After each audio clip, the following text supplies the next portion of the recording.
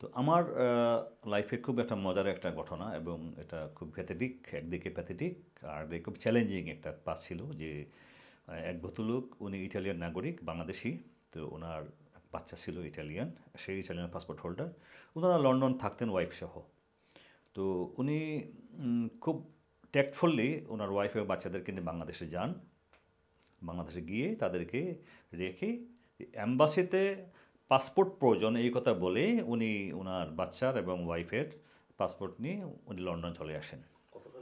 এটা 2000 most probably it was in 2022।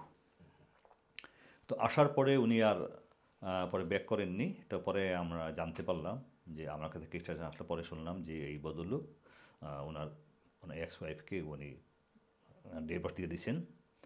আর পাসপোর্টের কথা বলার পরে বললেন যে না, আমি তোমাদেরকে এখানে আসতে দিব না। তো এই কথা বলার পর যাই হোক, পরে এই কেসটা আমি যখন আসলাম, আমি ছিলাম এটার আমার থার্ড হ্যান্ড। যখন আমার কাছে আসলো তখন অলরেডি টু টাইম চেষ্টা করা হয়েছিল, লাস্টে সলভিং আমার কাছে আসছিল। পরে আমি সেটা দেখলাম it was very much challenging job. তো আমি বাংলাদেশে ইটালি এম্বাসির সাথে আমি কমিউনিকেট করি। করার পরে তারা আমাকে বলল যে তোমার কেস আমরা রিসিভ করছি, বাট আমরা সলিউশন দিতে পারবো না, তোমাকে ইটালি যেতে হবে। তা বাচ্চার বয়স তখন 8 ইয়ার্স। তখন তখন আমি ইটালি মুভ করি 2022 সালে। ইটালি মুভ করে আমি সেইখানে রোম সিটিতে যাই, যে ওইখানকার যে ইমিগ্রেশন লয়ার মিস্টার ফ্রান্সেসকো, উনি খুব ভালো একজন লয়ার। তো ওনার সাথে আমি মিট করি। মিট করার পর ওনাকে আমি বললাম যে আমি পাসপোর্ট রিকভারির জন্য আসছি। হ্যাঁ, এই বাচ্চার পাসপোর্ট দরকার, কারণ বাচ্চার যেহেতু ইটালিয়ান পাসপোর্ট, সেটা ইটালি থেকে নিতে হবে আমাকে, ইটালি গভর্নমেন্টের পারমিশন লাগবে। তো উনি আমাকে সব কিছু দেখার পরে কিছুক্ষণ সময় নিয়ে উনি দেখলেন ইটালি ল কাভার দিচ্ছে না পাসপোর্টের ব্যাপারে। কেন দিচ্ছে না? উনি বললেন যে প্যারেন্ট অর্থাৎ বাবা এবং মায়ের দুজনের কিন্তু পাসপোর্ট ফর্মে সাইন করতে হবে এই পাসপোর্ট পেতে হলে, কিন্তু বাবা সাইন করবে না। যাই হোক, ওনারা পরে যোগাযোগ করছিল বাবার সাথে এমবেসির মাধ্যমে, through Italian embassy in UK. তো উনি ডাইরেক্ট না করে দিয়েছেন যে আমি এই ব্যাপারে কোনো হেল্প করতে পারবো না। যাই হোক, তো পরবর্তীতে আমাকে উনি রিফিউজ করে দেয়, মিস্টার লয়ার মিস্টার ফ্রান্সিসকো। তো উনি বললো যে আমি জিততে পারবো না। হ্যাঁ, বলে আপনি চলে যান, এটা আপনি উইন করতে পারবেন না। বলে আমি বলি হ্যাঁ আমি পারবো। তখন উনি আমাকে বলে কীভাবে? আমি বলে আমার কাছে ডিফেন্ডিং ল আছে 3টা, আমি সাপোর্ট দিতে পারি। যেমন একটা হিউম্যান রাইটস, তারপরে হলো মুসলিম marriage act and child custody. এই 3টা দিয়ে আমি ডিফেন্ড দিব। তখন উনি আমার কথার গুরুত্ব দেননি। তো আমাকে লাস্টে বিদায় দিলেন, আমি চলে আসলাম। তো ওনার অ্যাসিস্ট্যান্ট ছিল একটা মেয়ে, মিস আদেলা। সে আমাকে রাত্রে 7টা-8টার দিকে ফোন দেয়, এরকম 7টা বা 8টার মধ্যেই ফোন দিয়ে আমাকে বলে, Mahfuz would you come tomorrow এটা আমার অফিস। তো আমি বললাম হ্যাঁ আসতে পারবো। তখন আমি পরের দিন সকালে যাই 10টা থেকে 10:30টার মধ্যে। যে তখন ফ্রান্সিসকো আমার সাথে আবার বসার পরে আমাকে বললো, তুমি যে কালকে বলছো তুমি জিতবে, তো তুমি যে লগুলোর কথা বললে এগুলা কি আমাকে রেফারেন্স সহ সাপোর্ট দিতে পারো? আমরা ইয়েস, আমি তোমাকে রেফারেন্স সহ সাপোর্ট দিতে পারবো। তখন আমি সাথে সাথে বাংলাদেশে চলে আসি।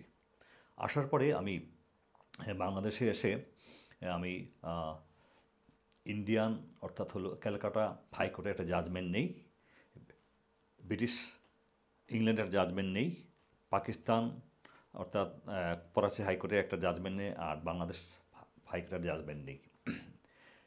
জাজমেন্ট নিয়ে, কারণ এই জাজমেন্টগুলো ছিল আসলে কাস্টোডিয়ান, অর্থাৎ হলো আইন বলে যে পিতামাতা সন্তানদের মাইনর চাইল্ডের গার্ডিয়ান হলো বাবা। তো সেই ক্ষেত্রে আমাকে প্রমাণ করতে হবে এই ক্ষেত্রে মাই গার্ডিয়ান, কারণ যেহেতু বাবা তাকে ফেলে চলে গেছে। আর এই মেয়েটা অটিস্টিক, বাচ্চাটা অটিস্টিক। তো যার কারণে আমার কাছে এই জিনিসটা খুবই ইয়ে ছিল, হ্যাঁ অমানবিক বিষয় ছিল। আমি জিনিসটা নিয়ে খুব অন্তর থেকে কাজ করেছিলাম। তা আমি এই 4টা বই নিয়ে আমি আবার আসলাম ইটালিতে 8 দিন পরে। এসে তাকে বইগুলো মার্ক করে দিলাম যে কাস্টোডিয়ান হিসাবে কখন মায়ের কাস্টোডিতে সন্তান থাকতে পারবে, এটা বুঝিয়ে দিলাম। আর মুসলিম ম্যারেজ অ্যাক্টে ওনাকে বুঝিয়ে দিলাম যে এটা বিবাহ হয়েছে কিন্তু মুসলিম আইনে, যেহেতু মুসলিম আইনে বিবাহ হয়েছে, তো এখানে তালাকের একটা বিষয় আছে। এই বিষয়টা ওনাকে প্রমাণ করার জন্য, কারণ উনি তো আসলে ইটালিয়ান লয়ার, সেটা আমাদের মুসলিম লোকগুলো বুঝবে না। হ্যাঁ, তাকে আমি যখন প্রপারলি ইনশাল্লাহ তাকে আমি ইয়ে করলাম, যে বুঝাইতে পারলাম, তখন উনি এটা ফাইল করলেন। ফাইল করা ইনশাল্লাহ আল্লাহর হুকুম আমি ফাইলের 2.5 মাস পরে আমাকে বাংলাদেশ এমবেসি থেকে আমাকে কল করা হলো, তখন আই ওয়াজ ইন বাংলাদেশ। তো অ্যাট দ্যাট টাইম আমি এটা রেসপন্স করলাম এবং আমার ক্লায়েন্টকে আমি বললাম যে বাংলাদেশ এমবেসি আপনাকে কল করছে, ইটালিয়ান এমবেসি কল করছে পাসপোর্ট নিয়ে যাওয়ার জন্য। তখন আমি বাচ্চা আর ওই মা তারা আসলো, ঢাকায় আসলো, আমি তাদেরকে নিয়ে এমবেসি দিয়ে গেলাম, ইটালিয়ান এমবেসি গুলশান 2 নম্বরে।